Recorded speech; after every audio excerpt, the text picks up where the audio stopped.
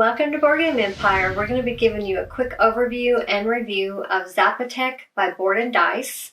So in this game, you are trying to build temples, villages, and cornfields, and possibly pyramids to build up resources to collect during your income phase. And all the while, you're trying to get the most points because the person with the most points wins, as in most games. This is a short game. There's only 5 rounds, and there's a lot to pack into those 5 rounds that you want to accomplish, but you're not even going to accomplish half of what you want to do because there's just not enough rounds to do all that in this game because you only have basically 5 turns. And if you make one mistake, I will tell you, you're done. Yeah. Because there's no catching up in this game. If you make a mistake, you have no chance of winning unless your opponent or opponents also make a mistake. So basically, you start out with action cards. Each player has 6 of them to start. Then you put out 1 more than they are players to draw from at the end of the round. And these action cards basically are what depicts the resources you get if you've managed to build a house and start, can I see all this? Yeah. And start to place the temples, cornfields, and villages that you've built in your player board. That determines what resources you get based on which column or row you choose, which is also based on whatever resources on the top of your action card that you play that round. So you just pick one column. There's 2 different choices for each one. However, you have to have tiles there to collect anything. So you're going to want to build as many buildings as you can to try to get that as full as you can to maximize the resources you get each round. However, I mean, in the beginning, you're not going to you start out with 3 resources, 1 of each of the basic resources, which is wood, stone, and brick. And then you're also going to try to get the advanced resources, which is corn, priest, and coins, to be able to do more of the advanced stuff. The coins you're able to use to purchase these trade tiles. The priest is used to build both pyramids and to advance on the sacrifice. So what is it called? The sacrifice track. So you need a priest to do either of those. The pyramids, they cost quite a bit of resources to build, and it's in so few rounds, it is difficult. I did build 1 level of a pyramid the first game we played. He didn't build any, so in my opinion, it's not worth it in a 2-player game to try and do the pyramids because you only get 1 point per level. But if it's completed, you get 5 points per level that you've put into a complete pyramid. And a pyramid is 3 levels in this game. So that, to me, you use up a lot of resources, which is 3 resources and a priest. And priests are not that easy to get. Well, they're easy to get I guess they are easy if you pick the right tile that has a priest on it. But they are a little bit more difficult to get than the others. Corn and priests, in my opinion, are your best advanced option, and the coins, but the priest and the corn advance you on this sacrifice track, which allows you to get resources, victory points, discounts on the trade tiles, and the higher you get up on that track, the more stuff you get. Like the discounts are ongoing, whereas the others are a one-time collect as you pass it thing. And at the end of the game, if you're in the lead on that track, you get 9 victory points, which in our experience is a lot in this game. I don't know why it goes up to 100. I can't imagine getting 100 points in such a short game, but we got up to 35. I think that's mostly based on a 3 or 4 player game because maybe if you build the pyramids, which the pyramids would allocate that difference. Yeah, I guess that's how you would, because I can't imagine getting that many points in a 2-player game because you just don't have enough rounds to complete all that stuff. Yeah, so I thought we were pretty sufficient in the way you were doing it. And the key is to build as many houses as you can in a round. And of course, that's limited to the amount of resources you get. So you're not going to be able to do that till third, fourth, fifth round. But you want to try to get as many resources as you can during that income phase. So you're focused a lot on whatever card is here, which is your scoring card, and you start with one, and then it's whatever cards left over if the other two the players didn't pick.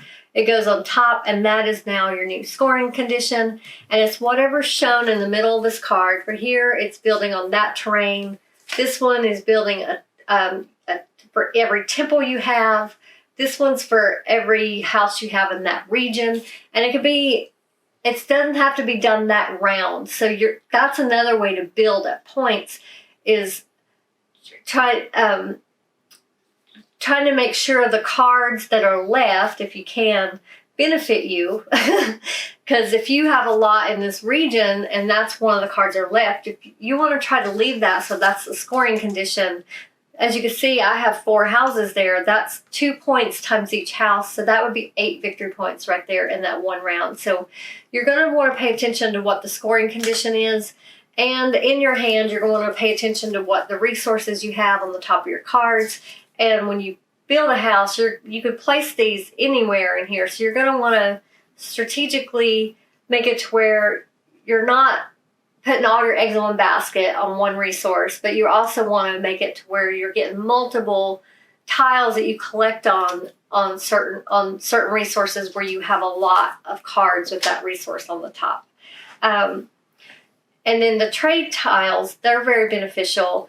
The top ones, the ones that cost 1 coin, are a one-time collect right away. The ones that cost 2 coins, it's a benefit that you get once per round. Usually it's trading this for that, or trading this for 2 of that.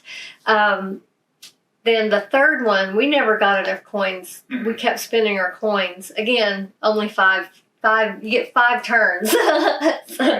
So there's 3 coins for this one, and these are usually, a lot of them are in-game, but some of them, it looks like, are once per round things too.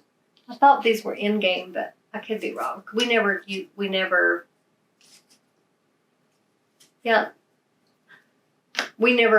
bought those, so we can't really speak of how they work.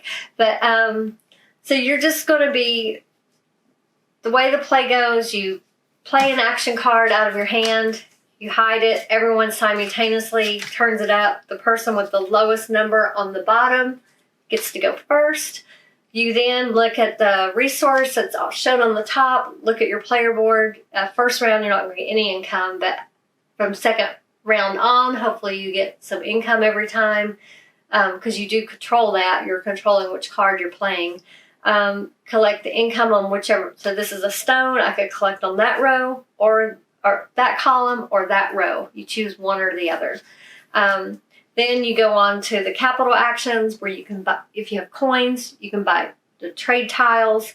You can build a pyramid if you have resources. You can perform a ritual card. There's another thing that I did it once the first game, but it's, to me, again, not worth the resources. You get 5 turns in this game, so it's not.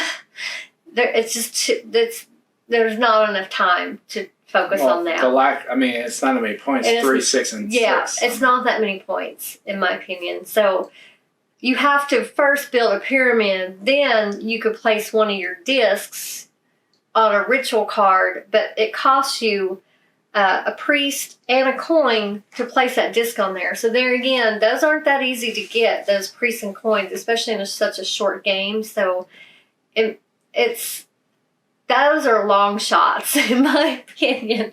But you can also do the sacrifice track, where you pay a 1 priest and up to 5 corn, and for each corn you pay, you get to move up 1 space on the sacrifice track. Then you build a house if you can, or houses, as many as you can. You don't, based on the number of resources you have. but you are limited to whatever's in the middle of your card. It's either a terrain or region, or it might be a specific type of building that you have to build. So like this is a region. I'm sorry, this is a terrain. This is a region, so you would have to build in this region here. And then these are specific types of buildings. So you got to pay attention to that as well to make sure you have the resource to build that, as well as make sure it allows you to collect income that phase. So you're definitely paying major attention to that. That's the most important part of this game. Then you're going to score based on the scoring card, like this one here. I'm blue. I would get 1, 2, 3, 4. I would get 8 points that I would move up on the track because I have 4 houses in that region. Then you choose one of that. They would be, in a 2-player game, 3 action cards to choose from. You choose one, put it in your hand, and then it goes to the next player, and that's turn 1, and then you get 4 more turns to do that. So what did you think of this game? I think the mechanics flow smoothly. It's quite a quick game. It actually finishes way faster than we thought. I think if you play this, you're eventually going to want to house rule it and do an extra round or 2, because it almost feels a little frustrating at the point where you're not really able to do much or accomplish the things you wanted to do. And I'm not talking about even like the temples, like you 5 rounds, or the pyramids, like you won't even be able to do it sometimes in 5 rounds. The sacrifice track, you're not going to be moving much in the sacrifice track in 5 rounds. It just feels like they should have made at least 1 or 2 more rounds. I think that would have felt more where you accomplish stuff. Because at this point, it feels a little frustrating. But the game mechanics flow smoothly. There's nothing wrong with the mechanics. I think it's good. I think it's very strategic. There's very little luck-based factor because it is very strategic on what you do affects, the points you get.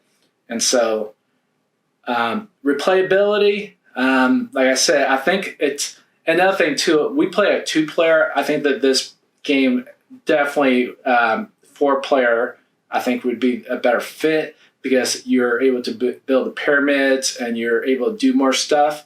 I think at 2 players is kind of limited on that aspect of the game. But and the round just seemed a little underwhelming. So, but for me, I'm giving this like a 6.5 or 6 out of 10. I think that there could be fine-tuned. I think there's something here, but I think it just needs to something is missing. So that's why I'm giving it a 6 out of 10. What did you think? So I feel if they removed the whole pyramid ritual card thing and maybe made that an expansion later with more rounds, it would be better. Because it's, like you said, it is frustrating because you want to do all these things, but you get 5 turns, literally, in the game. I mean, there's not much you can do, and you start out with 3 resources. So each village, house, core village, that's 2 resources it costs, of specific resources. And I didn't even talk about the palace. If you build the palace, that's 3 resources, and all you're doing is, instead of on here in the income, you're taking this tile and putting it on your player board where the palace tile was, and you would just put that where this was. The palace counts as 2 houses instead of 1. So that would count for your right. You would get 4 option. points instead of 2 points. And that's throughout the whole game. So if you did that at the beginning of the game, it would be beneficial in the first 2 rounds. But beyond that, and what you're missing out on the resources, possibly on the income thing. So you got to think about that. Because that's really the only benefit. You don't collect income on that. And then it's like he said, there does need to be more rounds. It's just I think we finished this game it feels like the setup takes almost as long as it does to play. Yeah. Because you have to, place all these randomly. I mean, it didn't take 25 minutes, but No, it took like 15. It took a little bit to set up the game. 15, 18. And then you're done in like 25 minutes. And like I said, if you mess up, there is no coming back. Like on our first game, I mean, granted, I was tired and we were learning the game, so my brain, I was like so brain dead. I was not with it at all. And I totally messed up one time. I got no income, so I couldn't do anything. My turn was over. There's nothing. I couldn't build buildings, and it was early game, so those first two rounds are very important to collect resources. If you don't collect resources, you're not going to win. But so that made that game not fun. So we played it again today when we're more fresh, so we could give it a fair score, because I was tired and over it after that. But so I also give this game a 6, because it's too much packed in for too little rounds, in my opinion. And it's and I think if they took away the pyramids and the ritual thing, it would be more simplified and be more in line with a 5-round game. Maybe it wouldn't feel like you're trying to build the world in 5 days kind of thing. It's And knowing that you didn't do it. right. Right. So it's an okay game, in my opinion. There's not a bad game, and maybe it's just us, take what we say with a grain of salt, because everyone likes different games. But it was fairly simple to learn. Yeah. I mean, we read the book and we watched we always watch a video to learn games. I don't have time to read all the rule books anymore, but and then we just use the rule book for reference when we're playing to make sure we're playing it right. But it was fairly easy to learn and pretty straightforward. So do you have any more you need to say about it? So hopefully this helped you to decide if this is a game you want to add to your collection. It did just come out last year, and I'm sure there's a lot of people that love this game. We will put the link in the description so you can check it out for yourself. Thank you for watching. Please feel free to leave a comment. Give us a like. If not already, please subscribe to our channel. Thank you, and we look forward to seeing you next time.